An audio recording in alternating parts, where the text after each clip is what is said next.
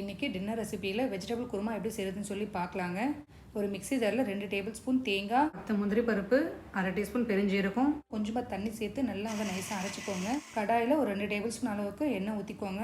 எண்ணெய் சூடானதுக்கப்புறம் பட்டை, கிராம்பு, அதுக்கப்புறம் ஒரு பிரிஞ்சி இலை சேர்த்துக்கோங்க. லைட்டாக பொரிஞ்ச உடனே வெங்காயம் வந்து கட் பண்ணி சேர்த்துக்கோங்க. லைட்டாக வதக்கிட்டு இதில் காரத்துக்கு ஏற்ற மாதிரி பச்சை மிளகாய் சேர்த்துக்கோங்க.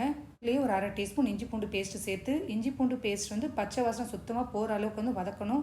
காய் பார்த்திங்கன்னா உங்களுக்கு விருப்பமான காய் சேர்த்துக்கோங்க. நான் வந்து கேரட், உருளைக்கிழங்கு, பீன்ஸ், அப்புறம் பச்சை பட்டாணி சேர்த்துருக்கேன். காய் சேர்த்துட்டு ஒரு வாட்டி நல்லா வந்து மிக்ஸ் பண்ணிவிடுங்க. இதில் இப்போ கொஞ்சமாக மட்டும் தண்ணி சேர்த்துக்கோங்க. நாம் அரைச்சி வச்ச தேங்காய் முந்திரி பேஸ்ட்டு சேர்த்துக்கோங்க.